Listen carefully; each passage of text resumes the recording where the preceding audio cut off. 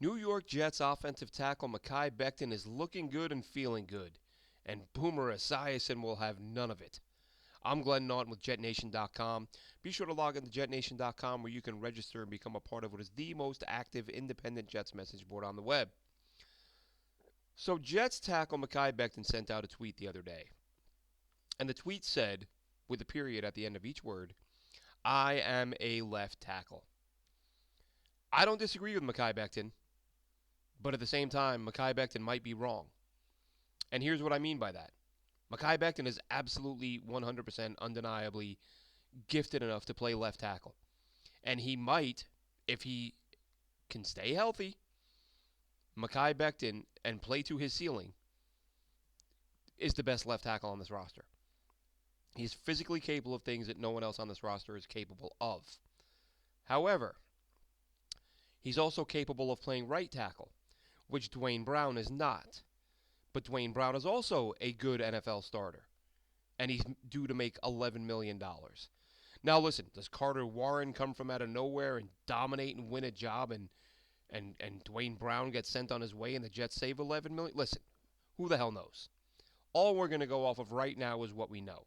And right now, what we know is Becton and Brown are both on the roster. Only one of those guys, both good enough to play, both good enough to start at the pro level. But only one of them, Becton, has the ability to switch over to the right side. So while Becton may want to play left tackle, and while Robert Saleh said the right thing, hey, don't talk about it, win left tackle. All right? He was asked about Mekhi's tweet. Robert, Mekhi says he's a left tackle. Okay, win left tackle. Now that's the right reply, but in all honesty, does the possibility exist? I would argue it does, that Becton could outplay Dwayne Brown and still end up at right tackle. Because as Saleh also said, you play the best five guys.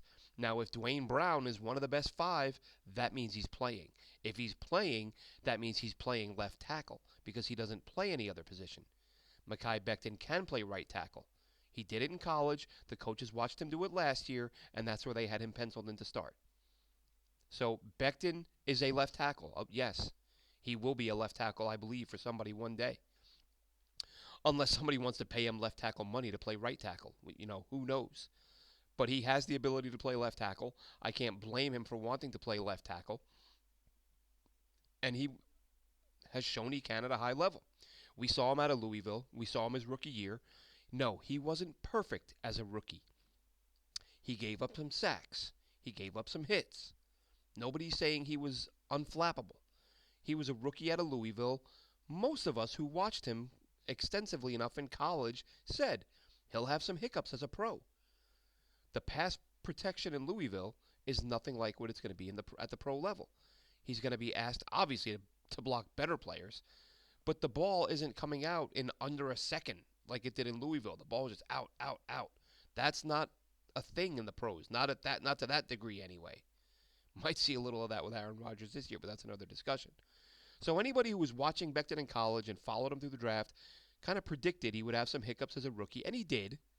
There was also some durability concerns, but listen, it certainly looked like that coaching staff put him out there before he was ready and re-aggravated a shoulder he had previously injured.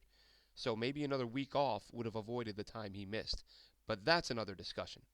The point of this discussion is Mekhi Becton committed the ultimate sin of feeling good and being confident and tweeting about it.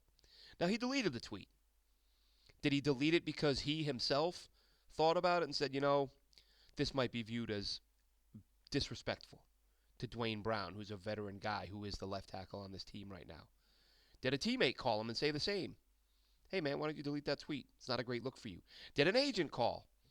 Hey, Mekhi, delete the tweet, focus on what you got to do, and let the chips fall where they may. Whatever the reason. Tweet was gone, tweet was deleted. Wasn't the worst thing in the world. He didn't trash anyone. He didn't rip anyone. He expressed a little bit of confidence, which I'm very happy to see because this guy has been beaten down the last couple years. Granted, I say it all the time. It is a very small but very vocal group of Jets fans who have been trashing Mekhi Becton. And he hears it, and we know he hears it. He's a human being. He's got social media. He knows what people are saying about him, and he wants to prove people wrong, and that's what he's out to do. And now Boomer Esiason comments on these tweets and really, in my mind, went way over the top. Now listen, Mekhi Becton's a grown man. No matter what, the day you walk in the NFL, doesn't matter what you do, someone's going to trash you. You're either going to underperform and your fans are going to trash you, or you're going to perform at the level your fans hoped and dreamed and wanted, and opposing fans are going to trash you. Someone's going to be coming after you no matter what. Mekhi Becton, that's a reality that I'm sure he's aware of, and as a grown man, he can deal with.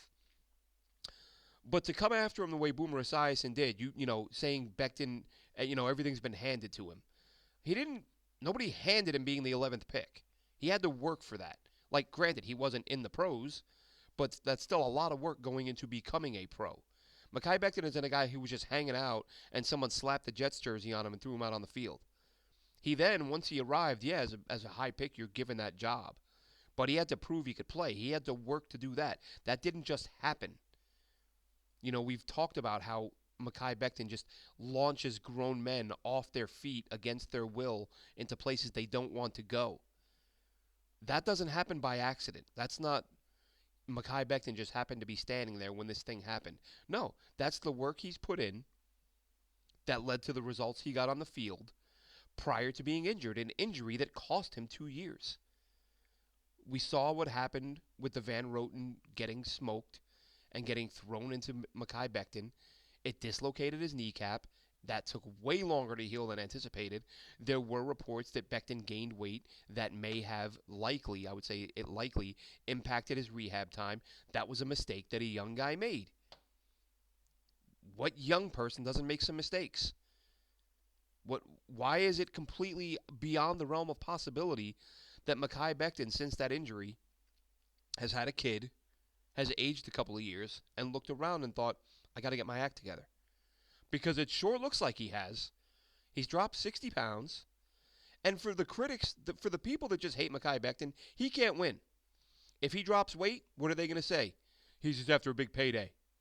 If he doesn't drop weight, what are they going to say? Oh, look, I told you he was a loser. I told you the guy didn't want. So there's nothing he can do that's going to please the critics. And again, another reality of him being in the NFL that he'll have to deal with.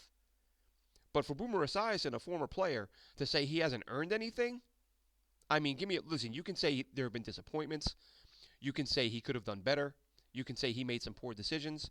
But it certainly looks up to this point like he's really turned things around. Now, does that guarantee anything in the future? No. But why rip him now? And especially over such really a tweet that, as I said, I can get on board with saying, nah, maybe you shouldn't have sent that. Maybe not the best idea. But to talk about him that way, if I told you, here's what Boomer Esiason said about a tweet that Mekhi Becton sent, and I didn't show you the Mekhi Becton tweet, I would think, wow, Becton must have really gone after somebody. Or he must have really been talking a lot of trash. For Boomer to come out and say, all you did was nearly eat yourself out of the league and you've been handed everything. That's a visceral response to really a mostly harmless tweet. All Becton's doing is showing a little confidence, showing that he's in a good place mentally and physically, and he wants to compete for that spot. He took the tweet down. He did the right thing. Esiason's reaction, to me, way over the top. Am I crazy? Am I right? Am I wrong? Let us know in the comments below. I threw an article on the front page of Jet Nation for this, but the more I thought about it, I thought I want to throw out a video, let the YouTube audience take a look, and see what they think. So I'm not sitting here saying Mekhi Becton needs to be coddled and babied and no one should say mean things about him. I'm simply saying let the criticism be, let the punishment fit the crime. If Boomer or anybody else wants to come out and say, that's not the best look for Becton, he's got to stay healthy and stay on the field and win that job instead of talking about it, that I can get on board with. But to trash the guy that you've never earned anything and all you did was eat too much, that to me, it feels more personal than it does professional. And this is a guy who, a few weeks ago, he's on stage hugging the GM, praising him on the air. He's this great guy, love Joe Douglas, great general manager. That's Mekhi Becton's boss. So a guy who's playing buddy-buddy with your boss is then going on the radio saying, you've never earned anything. A bit over the top for my liking. Not saying Becton shouldn't have thick skin. He's, he's already proven he's going to have to. And I think he's proven he does. had some rough patches, but Becton looks to be in a really good place right now, mentally and physically. I'm looking forward to watching the guy bounce back. I have no doubt that he can dominate. And if he does, the Jets are better off for it. What do you think? Share in the comments. Is Boomer off base? Is Becton off base? Should he have not tweeted it? Was the tweet that big of a deal? I don't think it was. That'll do it for this one. Thursday night, Jet Nation Live, myself and Dylan Terman at 6:30. Friday night, myself and Chris Schubert from the Draft Network. Check us out there. You can follow me on Twitter at JNR. Sorry, at just change the handle. JN Radio _Glenn. That's it. I'll get it eventually. And Dylan Terman is at D Terman. We'll catch you Thursday night, folks. Have a good one.